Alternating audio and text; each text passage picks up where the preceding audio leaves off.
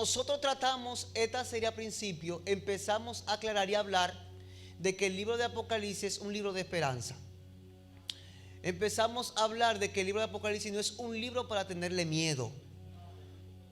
Y es un libro que está destinado a la iglesia para que la iglesia conozca la voluntad de Dios. ¿Okay? Ellas no marcan las fechas exactas. No es para que usted sepa, el 24 del 2002 o del 2020 va a haber una revolución sexual del LGBT. ¿Cómo? QLGBT, ya hay muchas letras, no está largo el abecedario ya. Pero todo es verdad, el abecedario. Tiene una revolución sexual donde se va a oponer contra la iglesia. No hay fechas. Lo importante del Apocalipsis es que usted sepa los momentos cruciales, los principios espirituales, los cambios en la humanidad. Que usted sepa qué es lo que depara, qué es lo que viene en el futuro. Pero me llama la atención que el libro dice: bienaventurado el que lee esta palabra, y dice, y la guarda. Pero cuando dice que la guarda es porque está hablando de que él también enseña un valor moral muy grande. Empieza a definir y a dividir, decimos en el buen dominicano, los mansos de los cimarrones. ¿Está bien eso? Que es dividir el salvo del perdido, el que vive en pecado del que vive conforme a la palabra. El Apocalipsis lo que hace es que de una vez trae esa revelación y muestra entonces la realidad de la vida de la iglesia y la vida del mundo. Ayer nosotros tuvimos la fraternidad y hablamos de una iglesia poderosa y tocamos esos puntos muy importantes, donde la iglesia debe entender que con el mensaje de salvación del evangelio no va a ser bien recibida, porque ese mensaje usted sabe que opone la forma de vida del mundo. Lo que hace en primer lugar es que entonces descubre, pone al descubierto el pecado del hombre, y el que no se arrepiente lo que hace es que se ofende, ¿verdad? El que no se arrepiente, bueno, se ofende. Y si usted le habla la palabra tal cual, entonces dice, no me juzgue. Pero juzgar es tomar en tela de juicio quién será salvo y quién será condenado, y eso es de Dios. Nosotros no tenemos la potestad de decir quién será salvo y quién será condenado. Ahora, yo no puedo dejar de decir que la palabra enseña que el hombre que le es infiel a su mujer es pecado. Yo no estoy juzgando a los hombres ni a los casados, no, yo estoy diciendo que el que lo hace está en pecado, porque la palabra enseña que el hombre tiene que ser de una sola mujer, ¿cierto?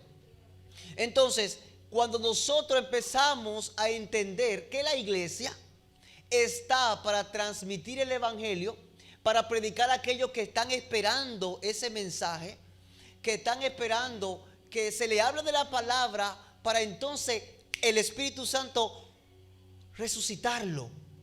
Porque dice que estábamos muertos, ¿verdad?, en delito y pecado. Cuando llega la palabra, ¿qué hace el Espíritu Santo? Resucita. Hay personas que esperan eso. La iglesia está para eso. La iglesia no está para caerle bien al mundo. La iglesia está para predicar, para impactar. Los hombres y mujeres que escuchaban los mensajes de la iglesia primitiva y escuchaban a Pedro decían, ¿qué tenemos que hacer para ser salvos? Eso decían, ¿qué tengo que hacer? Arrepentido para poder ir a Dios, porque solamente a través del arrepentimiento. Ellos decían eso. La iglesia predica para que el hombre pueda entrar en el arrepentimiento, pueda reconocer su falta, y entonces sí, ahí se efectúa el nuevo nacimiento. Para eso está la iglesia. Si no tenemos eso pendiente, ¿sabe qué? No vamos a hacer ni el llamado a las almas. Ya lo que vamos a predicar mensajes que se acomoden a los demás, y ya no va a ser necesario, porque cada quien entiende que es cristiano a su manera. Por eso hay mucha confusión, porque la iglesia debe saber que tiene que impactar al mundo. Entonces, todo el trayecto, ¿verdad?, de lo que leemos de Apocalipsis es un panorama que lo que hace es que ilustra la entrada de Cristo a la tierra, predicando las buenas nuevas. Cuando Juan dice, el reino de Dios se ha acercado. Todo ese periodo que inicia desde ahí y va hasta el juicio final, toda esa trayectoria hace una panorámica el libro de Apocalipsis. Como ya sabemos entonces de ese libro, él presenta los principios espirituales concernientes a la vida, al conflicto y al triunfo de la iglesia. La vida y triunfo. Vida, conflicto y triunfo. Ok, vida, conflicto y triunfo. Queremos decir que cuando tú vas a la vida te das cuenta que Él te enseña cómo nace la iglesia con poder, cómo el Cristo de la gloria vence en la cruz del Calvario a la muerte, a Satanás y a los demonios, públicamente. Cómo entonces la iglesia nace con poder y empieza a predicar victoriosa la palabra del Señor, aún teniendo posiciones de gobierno. Como comentábamos que Pedro y Juan, entonces predicando la palabra, lo agarran y lo meten preso, le dan una golpeada. Y ellos, acabados de salir de esa cárcel, cuando le dicen, no prediquen de la palabra más, no prediquen en nombre de Jesús. ¿Oyeron? Ya ustedes saben. Y cuando lo sueltan, ¿sabe qué hicieron? Fueron a predicar. ¿Y dónde? Al mismo lugar. Que podía haber dicho, bueno, mira, nos dieron unos golpes fuertes, vamos a bajarle un chin. Vamos a llegar a la casa, nos bañamos un ratico, nos refrescamos, nos cambiamos, ahí tratamos bien, pero no fue así. Acabado de salir de la cárcel, después de una golpeada, salieron a predicar la palabra. Este mensaje, advierto, no es comercial. Porque usted sabe que cuando se habla de la palabra y se habla hoy en día del evangelio, se habla mucho de bendición y se habla mucho de promesa. Por eso, hoy en día, usted ve que todo el mundo está contento escuchando ese tipo de cosas porque todo el mundo quiere bendición, ¿verdad? ¿A quién no le gustaría su bendición, Y que le digan ahí, agarra tu jipeta. Cualquiera le gustaría. Pero estamos hablando es de la realidad que se vive. ¿Por qué? Porque hoy en día, si usted va a persecuciones y usted busca la serie de ministerio y páginas que hay ahí, que empiezan a relatar y hablar de la persecución de la iglesia, usted da grito. Hoy en día, donde nosotros estamos bien cómodos y donde quizá hay asientos vacíos, porque hay muchos, claro, que están enfermos, pero hay otros que están en su casa tranquilos ahí, mirando su televisioncilla. Pero en este mismo momento, en lugares como en Asia, en lugares como Oriente, sí, la iglesia ahora mismo está siendo perseguida, donde está prohibido leer la palabra, abrir la Biblia, predicar de la palabra, donde ellos se bautizan incluso en las madrugadas. Y lo hacen y se van rápido. O sea, esa persecución todavía hoy está en la iglesia. Hay que estar consciente entonces de que no es tan solo que yo digo bendición de Dios, sino que también hay tribulación. Y es necesario que la iglesia pase por sus diversas tribulaciones. ¿Qué pasó con Job? Bueno, Job, después de una tribulación muy fuerte en su vida, pudo decir, de oída te había oído. Ahora, si Job no había pasado por esa situación, ¿usted cree que había dicho así? No, no lo había dicho. Si no había pasado por esa situación, no había dicho de oído te había oído. No había conocido a Dios íntimamente, de una forma más intensa, no lo había hecho. Ahora, ninguno queremos pasar por situaciones difíciles, pero es inevitable. Es inevitable, hermano. Porque aunque nosotros no luchamos como esas iglesias por predicar el evangelio, sí hay persecución intelectual. Cuando usted está en su trabajo y usted da su opinión conforme a la palabra, puede tener persecución. De su jefe, de sus compañeros, puede tener persecución. Porque hoy en día la opinión es que puede encajar con todos y la palabra no encaja con todos. Entonces, cuando usted empiece a opinar y a hablar sobre esa verdad, puede ser que tenga persecución en su lugar, en su entorno. Entonces, no es solamente bendición y promesa, ¿verdad? Las promesas están para nosotros, pero en medio de la promesa hay situaciones. El libro de Apocalipsis entonces marca la vida, el conflicto y la victoria de la iglesia. Esas tres cosas. Ahí es donde nos vamos nosotros entonces a encajar y es lo que vamos a hablar. Marca en 7 divisiones naturales que nosotros estuvimos hablándolo en el mensaje pasado. Yo quiero que usted sepa, yo lo tengo hasta así dividido en el Apocalipsis. Mire, hay 7 grupos divididos por capítulos. Del 1 al 3 es un grupo. Del 4 al 7 es otro grupo. Del 8 al 11 es otro grupo. Del 12 al 14 es otro grupo. El 15 y el 16 es otro grupo. 17 al 19 es un grupo y el último 20 al 22.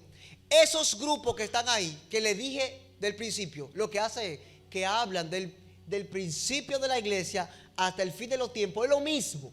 Lo único es que lo perfila en diferentes ángulos, diferentes formas. Porque el apóstol Juan empezó a ver estas revelaciones y entonces ellas venían y él la visualizaba. Y entonces terminaba y veía la otra y veía la otra. Pero cada una de ellas marcaban el mismo acontecimiento. El mismo acontecimiento. Ahora, nosotros la vamos a ver desde el ángulo de la iglesia, desde los padecimientos de la iglesia. Es lo que vamos a ver. Nosotros vamos entonces a saltar la adoración celestial, que lo que figura es esa adoración ante el trono de la gracia, ante el trono blanco, ¿verdad? Esa adoración de millares, esa adoración como ninguna otra celestial, donde la misma creación adorará al Señor.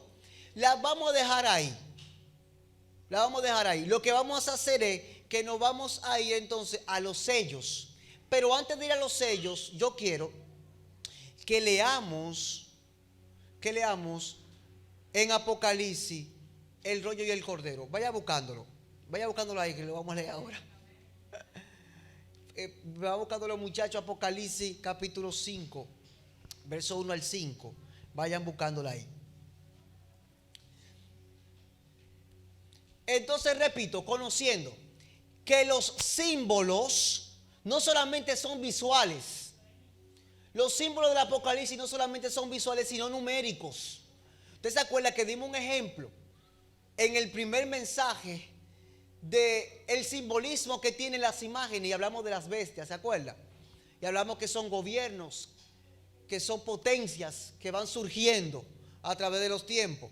Ahora, cuando vamos a los números, por ejemplo, 3 es deidad, es Dios, es perfección. 4 es humanidad. 7 es intervención de Dios en la humanidad. Cuando decimos 10 quiere decir plenitud. 1000 quiere decir tiempo y cantidad perfecta. 1000, muy importante que usted lo sepa. Entonces, no puede ver esos números literales. Si lo ve, está preso. Me gusta decir está preso, ¿verdad? Si lo ve, está preso. Porque todo eso es simbólico. Repito, el libro de Apocalipsis no trata de que tú sepas que el miércoles 2 de marzo a las 8 de la noche va a pasar tal cosa. No. Es que tú entiendas cuál es el fin de la humanidad y cuál es el fin de la iglesia. Los momentos cruciales que marcan el avance de la iglesia y el fin de los tiempos. Eso es lo que la palabra entonces no quiere dejar decir. Como Cristo predicó de la parábola una verdad oculta para el incrédulo y el extraño, Apocalipsis lo ve también. Porque tiene una gran verdad revelada a la iglesia que a la vez está oculta para el que no quiere creer, para el que no le interesa tampoco, para el que no quiere detenerse a escuchar la voz de Dios. Estas palabras son para los que son como niños, aquellos que quieren escuchar la voz de Dios, que no se creen sabios, sino que son dependientes del Creador, aquellos que están atentos a la voz de Dios. Apocalipsis 5, 1 al 5, mire lo que dice. Leemos, póngase de pie por favor. Apocalipsis 5, 1 al 5. Leemos la palabra en el nombre del Padre, Hijo y Espíritu Santo. Amén. Y vi en la mano derecha del que estaba sentado en el trono un libro escrito por dentro y por fuera, sellado con 7 sellos. Escuche, sellado con 7 sellos. Y vi a un ángel fuerte que pregonaba en gran voz: ¿quién es digno de abrir el libro y desatar sus sellos? Y ninguno, ni en el cielo, ni en la tierra, ni debajo de la tierra, podía abrir el libro, ni aún mirarlo. Lloraba yo mucho, porque no se había hallado a ningún digno de abrir el libro, ni de leer, ni de mirarlo. Y uno de los ancianos me dijo: no llores. he aquí que el león de la tribu de Judá, la raíz de David, ha venido para abrir el libro y desatar sus 7 sellos. La revelación que Juan ve, la humanidad está desamparada. No hay quien pueda abrir el libro y desatar los sellos para la humanidad, para la libertad, para la redención, para la salvación. No había un hombre apto ni en el cielo ni en la tierra. Ningún hombre podía ser hallado digno. Ahora, la profecía empieza a hablar de aquel que sus salidas son eternas. Empieza a hablar de aquel que no ha sido hallado en pecado y que venía para libertar a la humanidad. No solamente al pueblo de Israel, escúcheme bien. Porque el problema de aquí no es nacional, como hemos dicho muchas veces. Este problema es de la humanidad, es del mundo. De que la promesa de Dios entró primero por los judíos, claro que sí. De ahí es que vienen los profetas, de ahí es que vienen los patriarcas, de ahí es que viene hacia nosotros. Estamos adheridos, ¿verdad? Pero el problema no se trata de nación, sino de humanidad. Porque en el principio quien pecó no fue un judío, ni tampoco pecó un gentil. Quien pecó fue el primer hombre y la primera mujer, donde estaba el peso de toda la humanidad. El problema entonces de la humanidad. Entonces no podemos desviarnos del propósito, no podemos desviarnos del sentido de la cosa, no podemos olvidar lo que hemos leído en la Biblia a través de los libros desde el Antiguo Testamento al Nuevo, los evangelios, el propósito de Cristo venir a la tierra. El propósito de Juan decir, miren, este es el que yo le dije que yo no soy digno de desatar el calzado de sus pies. Este es el que había de venir. Él es el que se anunció por años, miles de años. Está aquí ya. No podemos obviar eso para entrar entonces al Apocalipsis y decir, ¿y qué es esto? No, pero no te extrañes. Es lo mismo. Es el inicio y conclusión de la iglesia para terminar con lo que es la redención, el propósito de salvación para la humanidad. Por eso, hermano, siempre decimos, agárrese de su Biblia, ámela. No la lea por leer. Si la leemos con amor y con sentido de aprender, le vamos a sacar el provecho más grande de que cualquier cosa que usted quiera sacarle provecho. Mire, yo leía la Biblia y yo decía, voy a leer el capítulo 4 de Salmo, y me ponía a leer, o el capítulo 10 de Isaías, me ponía a leer. Yo lo hacía como una forma como de pagar penitencia, como una forma como de, Señor, estoy buscando tu presencia, ¿oíste?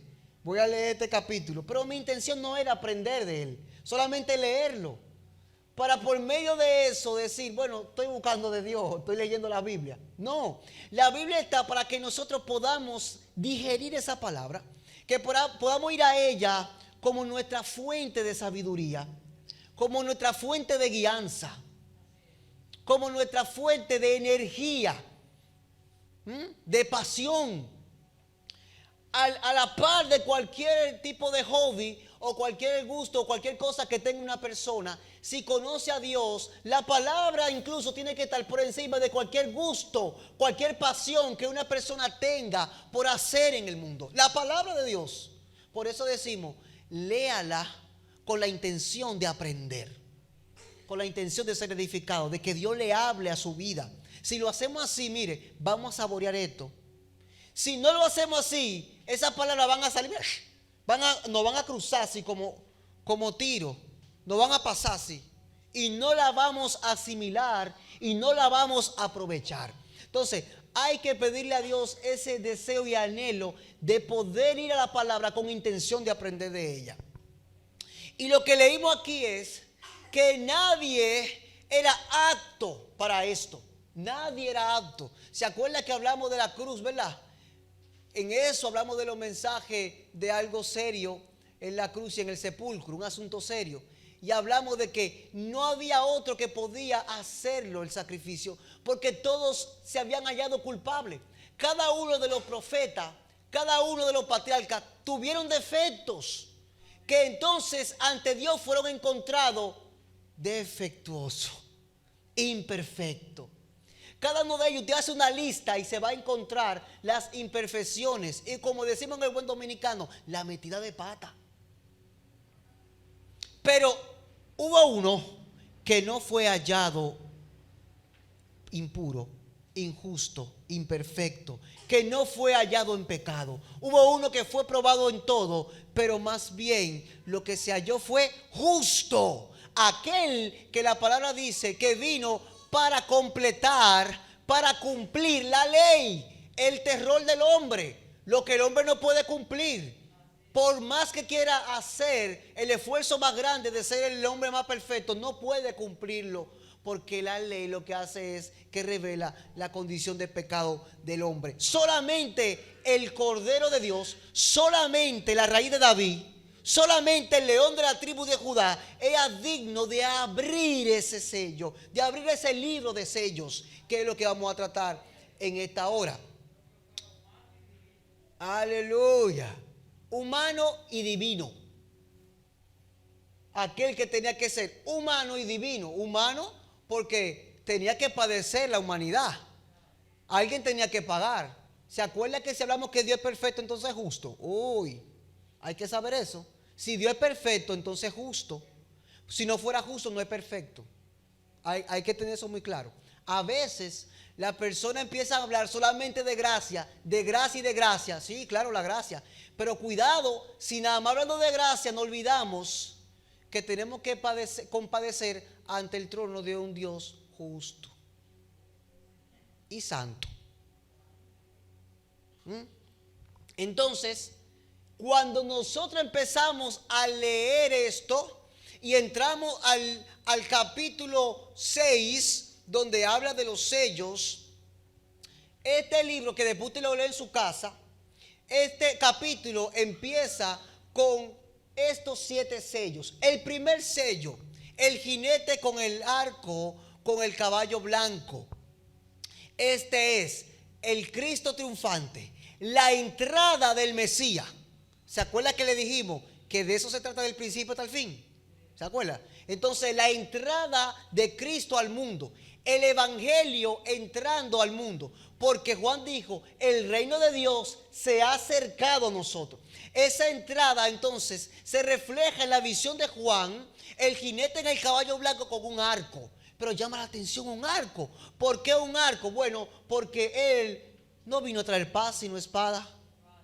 Ay, Padre, ¿cómo así? Yo le digo eso, que un hermano una vez leyó eso aquí y dijo, porque yo no vine a traer paz sino espada. Ay, no, me confundí, disculpen. Y volví y leyó, porque yo no vine a traer paz sino espada. ¡Oh! Hizo así, miró la gente. Pero mira por qué es. Yo no vine a traer paz sino espada. Porque cuando la palabra llega a tu vida y tú reconoces esa palabra y vives conforme a ella, hello, vas a tener en contra de ti a todo aquel que no viva conforme a esa palabra, aun siendo tu misma familia. Aun siendo tu misma familia, va a buscar la forma incluso de poner en cuestión tu fe. Y te va a decir, pues tú no tienes que eres cristiano. Y va a estar pendiente, pero tú ahora nada más quieres vivir en la iglesia ahora. Lo tuyo nada más es la iglesia ahora. Tú le vas a ganar el pastor. Oye, cuando viene a ver, no, pues tú eres más santo que Dios. No, el más santo eres tú. El perfecto, señores. Tu misma familia. Por eso dice Mateo 10, 34 al 36. No pensé que he venido a traer paz a la tierra. No he venido para traer paz sino espada. Porque he venido para poner en diserción al hijo con el padre, a la hija con la madre y a la nuera con la suegra. Y dice, y los enemigos del hombre serán en su propia casa. Léalo ahí, que eso está ahí, búsquelo. Eso está clarito, ¿verdad, varón? Y sus enemigos estarán en su propia casa. Por eso hay muchos jovencitos, hermano, que usted se pregunta, y usted dice, pero ¿cómo es que hay tanta delincuencia en la calle, tantas muchachas por ahí en la calle, que se ven como sin rumbo, y te ve que todo está normal? Pero sin embargo, cuando un jovencito empieza a venir a la iglesia, él solo de su casa, tiene problemas en su casa. Hay jóvenes que le dicen, no, porque no, la calle está peligrosa, tú no puedes ir para la iglesia a esta hora, pero que se vaya ya para un party, una fiesta, un asunto, no hay problema, ahí no hay delincuencia. Ahora, si te vas para la iglesia, y tú dices, pero ¿y cómo es posible? Se supone que si un padre ve que su hijo va a la iglesia, va entonces a escuchar buena cosa, va a presenciar buena cosa, va a estar en paz, tranquilo, escuchando la palabra de Dios. ¿Por qué entonces ese problema? Acuérdese lo que leímos ahora. Si es posible, la misma persona de su casa, porque esta verdad se impone ante todo. Estamos hablando que hay blanco y negro, no hay colores medios. O sea, no hay colores mezclados, es blanco y negro. Esto es el primer sello. El primer sello entonces, cuando Juan lo ve la entrada del Evangelio, ve la entrada de Cristo, la entrada del Mesías victorioso, que viene con la palabra que confronta, con la palabra que también restaura, que levanta para poder redimir la humanidad. El primer sello. El segundo sello, entonces, el caballo rojo. Y el caballo rojo ilustra la persecución de la iglesia primitiva, la persecución de los cristianos al principio. Usted sabe que cuando entra el Evangelio y empiezan estos hombres a predicar la palabra, ¿qué fue lo que trajo? Trajo muchos problemas. Empezó a venir muerte, empezó a venir persecución. Empezaron estos hombres entonces a esparcir el Evangelio, pero también sabiendo que en cualquier momento podían perder su vida. El caballo rojo simboliza la persecución de la iglesia. Por eso Jesús en Mateo 24:9 dice: entonces os entregarán a tribulación y os matarán y seréis odiados de todas las naciones por causa de mi nombre. No cualquiera quisiera seguir a Cristo así, hermano. Por eso le dije, el mensaje no es muy comercial. No es muy comercial. Dios nos bendice. Mire, si estamos aquí nosotros es porque Dios nos ha bendecido. Porque Dios en su misericordia nos ha salvado. Pero también porque nosotros tenemos promesa eterna. Y la promesa eterna desde ahora se marcan. ¿Sabe por qué? Porque cuando usted vive en la paz que el mundo nos da, es una promesa que viene por la redención. Y desde ahora usted está gozando de eso. Entonces Dios nos bendice. Pero no quiere decir que estamos en el cielo. Hello. No estamos en el cielo. No estamos en el cielo. Estamos en un mundo imperfecto, caído. En un mundo donde usted trabaja con esfuerzo para tener su cosita y tiene miedo de salir afuera porque se lo arrebatan. Y por las cosas que son suyas que usted trabajó, tiene miedo de que si se va solo en una calle hasta lo maten por lo suyo. Es un mundo imperfecto. Es un mundo donde usted va a su trabajo, se esfuerza trabajando, haciendo la cosa, y su trabajo esforzado le da envidia a su compañero de trabajo que le quiere pisar la manguera en el buen dominicano. Es un mundo imperfecto.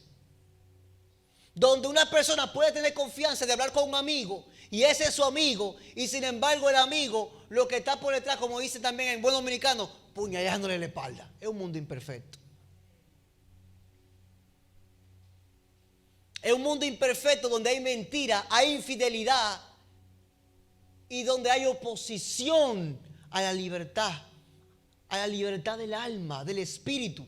Porque cuando usted dice que el hombre tiene que vivir en integridad ante Dios, eso no todos los que lo van a escuchar le van a decir sí. Entonces no vivimos en un mundo perfecto, ¿verdad? No estamos en el cielo. Por lo tanto, nosotros vamos a vivir situaciones difíciles, vamos a vivir enfrentamientos, vamos a vivir situaciones donde vamos a padecer. Yo quiero decirle que este tiempo, aunque nosotros no estamos siendo perseguidos para matarnos, pero es un tiempo difícil, muy difícil, porque la sociedad está viviendo en una baja económica. Y en esa baja económica nosotros tenemos que lidiar con las responsabilidades que tenemos, pero tenemos que buscar de la presencia de Dios para que nuestra alma no sea golpeada grandemente y nuestra fe entre en una crisis. Por eso este tiempo es difícil. Antes era más fácil, años atrás.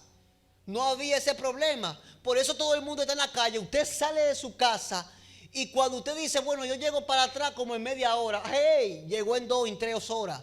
Porque cuando salió que iba a ir cerca del sector, se encuentra con un tapón. Y ese tapón lo demora usted como 2 horas y 3 horas. Todo el mundo está rápido porque hay una situación difícil. Es difícil para el hombre hoy en día porque vivimos en un mundo imperfecto. Tercer sello, el caballo negro con el jinete de la balanza. Ese habla de la entrada de la iglesia porque el evangelio entró primero por las personas pobres. ¿Usted sabía?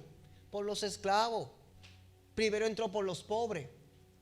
Es difícil para un rico la salvación, más difícil que un pobre, porque el rico depende mucho de su riqueza. El pobre está buscando una esperanza. Aunque el Espíritu Santo llega a las dos personas igual y no hay límite para la salvación y para la redención, primero entró para aquellos hombres que ante la sociedad quizá no tenían la capacidad para poder esparcir un mensaje tal cual después de 2000 años prevaleciera. Ve, cuando usted dice 12 simples hombres, entre ellos pescadores, empezaron a predicar la palabra con denuedo, con fortaleza del Espíritu Santo, se expandió ese mensaje y después de 2000 años usted y yo somos salvos y estamos aquí. Entonces Dios usó a lo vil y menospreciado, a lo que el hombre entiende, eso no van a hacer nada. Déjenlo que sigan predicando, decían los líderes religiosos. Dejen a esa gente que prediquen, que eso ahorita se va a acabar y van a dejar de hablar ese asunto. Pero sin embargo, sorpresa para ellos, porque lo que pensaron que había terminado en la cruz, hoy empezó en la cruz del Calvario.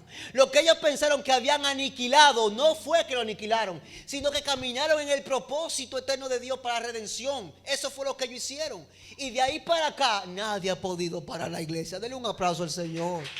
Si usted quiere, si usted se lo quiere dar a Dios. Entonces no estamos hablando solamente de una institución. ¿Va para la iglesia? No, no solamente somos una institución, somos el cuerpo de Cristo. Somos el cuerpo funcional de Cristo.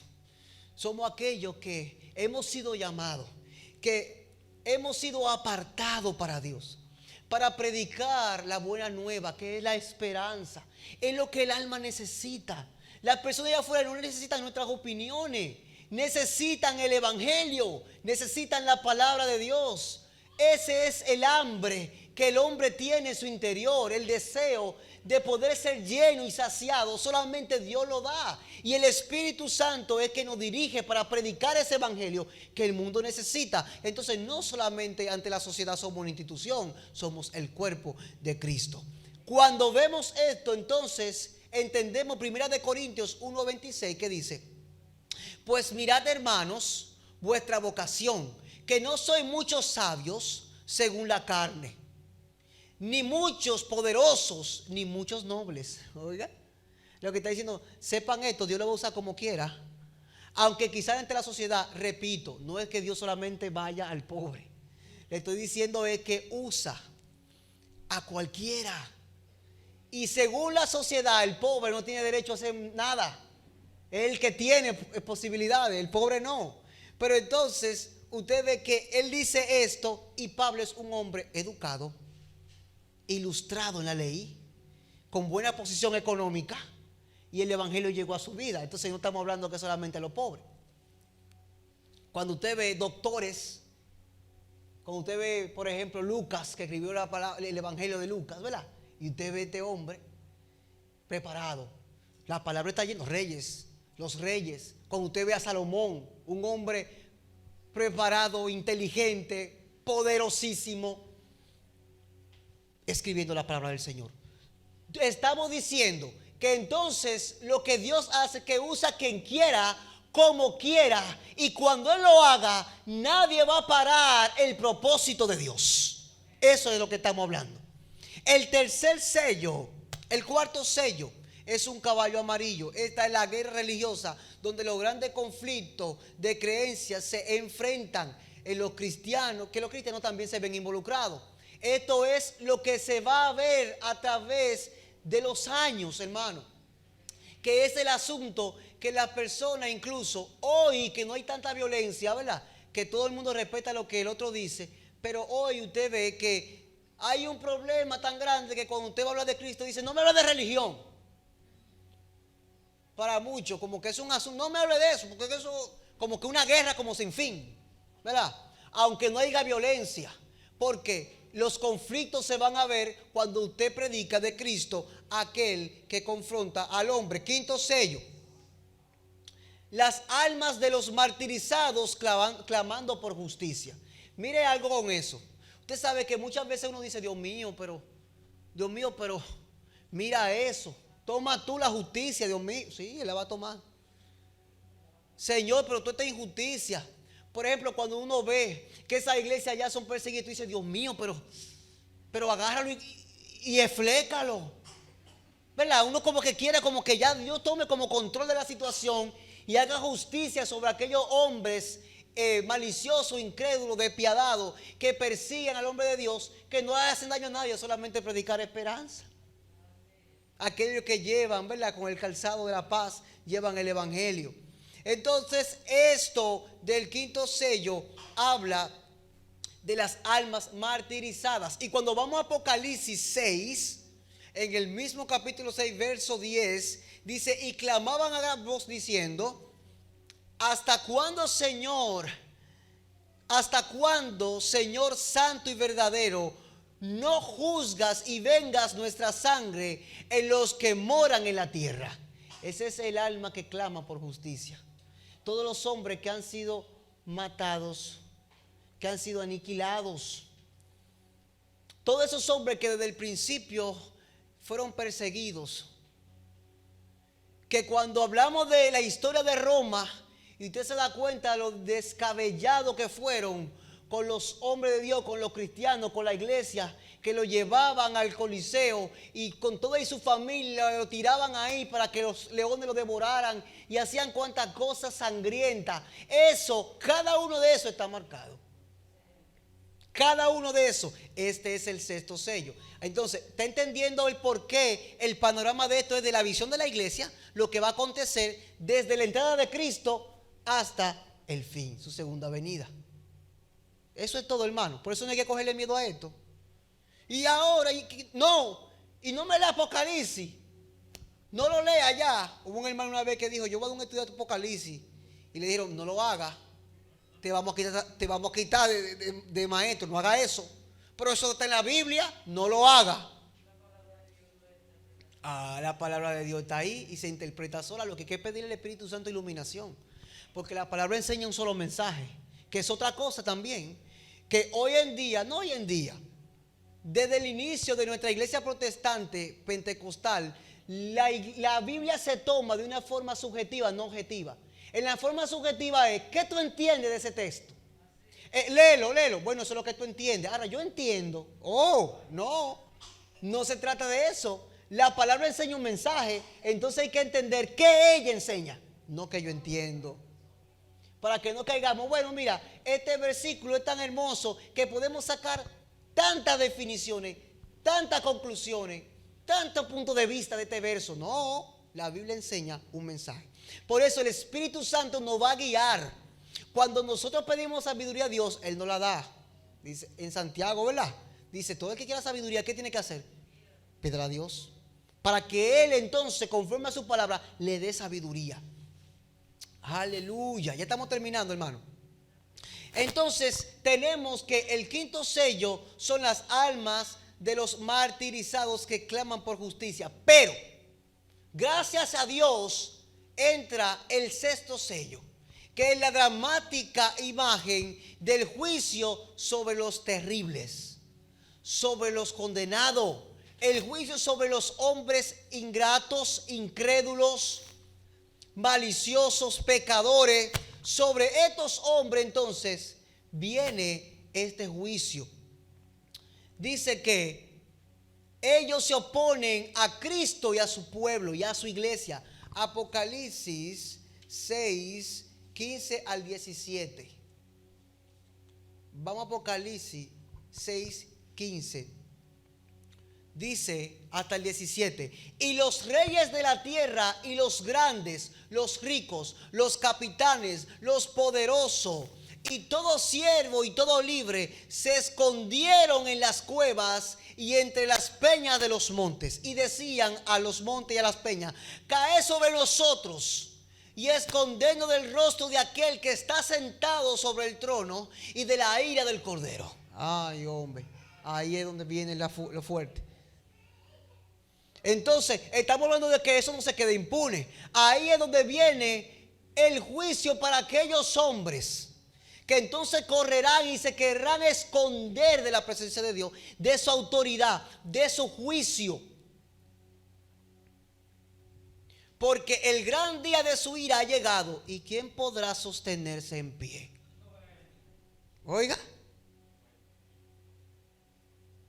hermano, mire, usted sabe que de la voluntad absoluta de Dios está que nadie puede revocar que Cristo vendrá otra vez.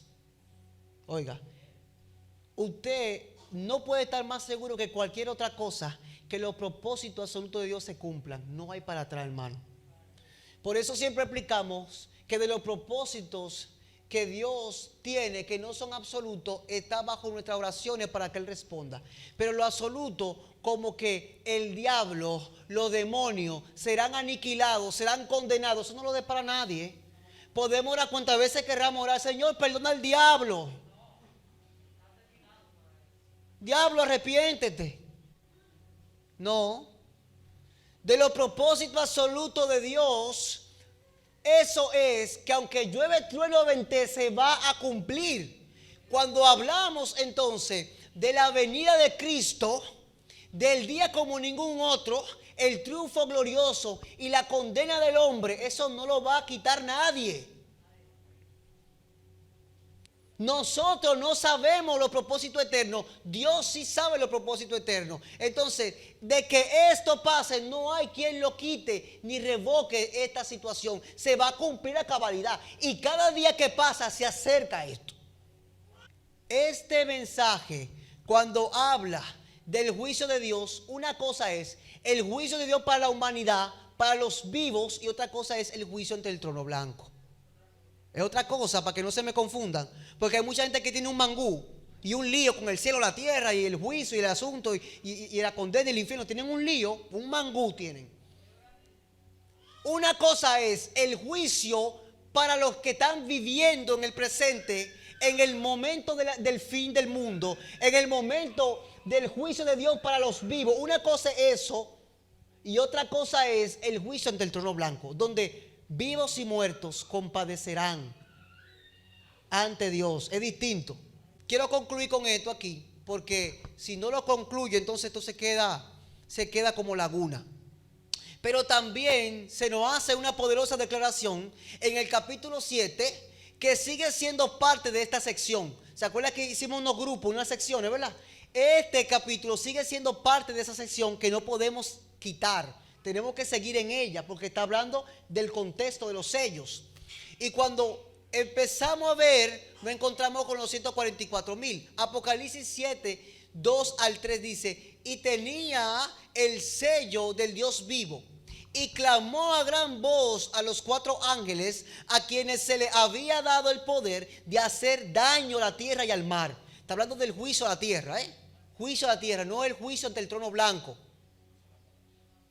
Cuando los vivos y los muertos compadecerán, no, ante la tierra. Entonces, cuando dice esto, diciendo: no hagáis daño a la tierra, ni al mar, ni a los árboles, hasta que hayamos sellado en sus frentes a los siervos de nuestro Dios. Yo quiero que usted anote eso muy bien ahí. Muy importante. Hasta que estén sellados en su frente. ¿Se acuerda que hicimos una ilustración rápida de que el 666 no es algo físico? Cuando yo escuché a un hermano que dijo que la vacuna no es el 666 porque me la pusieron en el hombro, no me la pusieron en la mano ni en la frente, ese está perdido. La palabra, cuando empieza a hablar de sello, y cuando nosotros leemos este libro simbólico, más que las mismas cartas, cuando usted va a la carta Paulina y usted encuentra sello, que usted entiende por la palabra, que está diciendo que estamos excluidos, apartados, marcados para la eternidad para Dios. Y cuando dice hasta que estén sellados, lo que tienen que ser sellados, lo que tienen que ser salvos, que tienen que ser guardados, porque ese juicio no va para aquellos que han reconocido el nombre de Cristo, sino para aquellos que no han recibido la palabra y han vivido como han querido y han actuado en injusticia y han perseguido la iglesia. Para ellos sí. Cuando usted ve eso, entonces yo quiero que usted vaya a su Biblia y se dé cuenta que en ese mismo capítulo 7 está arriba los 144,000. Y la gente cae otra vez en las partes literales. Y que son 144,000 salvos. Y no, que entonces están enredados también con eso. Repito, las visiones simbólicas son como los números simbólicos. Los 144,000 son los salvos. Los salvos de toda la época, de todos los años, los que han nacido, oiga, desde el Antiguo Testamento, desde allá atrás, corriendo por la gracia. Y usted dice, ¿cómo así? Pues usted sabe que hemos predicado que Cristo murió aún por lo que murieron antes que Él. Por eso Él dijo, Abraham desearía ver este día, porque Él lo estaba esperando este día, que yo vendría. La redención entonces es para todo el mundo, porque ¿quién fue que pecó? El primero, la primera mujer. Acuérdese que ese es el problema, no lo suelte, que allí que estamos. El primer hombre y la primera mujer fue que pecaron, y en ellos estaba la humanidad completa. Al ellos pecar entonces se desató todo este lío. Tiene que volver al principio todo esto, no podemos soltarlo. Lo que hemos aprendido de la Biblia tenemos que seguir con lo que hemos aprendido para entender lo que viene más adelante. Si lo soltamos, entonces tenemos un problema. Los 144,000 son los salvos de todos los tiempos, en simbología de que da 12 y 12. Cuando usted léalo tranquilo en su casa, simboliza las 12 casas de la tribu de Israel y los 12 apóstoles, Antiguo y Nuevo Testamento, que 12 por 12 son 144. Se presenta como 1000 porque acuérdese que 1000, ¿qué es? Perfección en cantidad. Cuando usted empieza entonces a ver que todo es simbología, que todo solamente es que entendamos el propósito de Dios, sabemos que lo mismo que dice Apocalipsis sobre las profecías y lo que Cristo habla y lo que Pablo habla, todo eso está engrampado en un solo propósito: redención. Denle un aplauso al Señor. Aleluya. Vamos puestos de pie. Vamos a orar.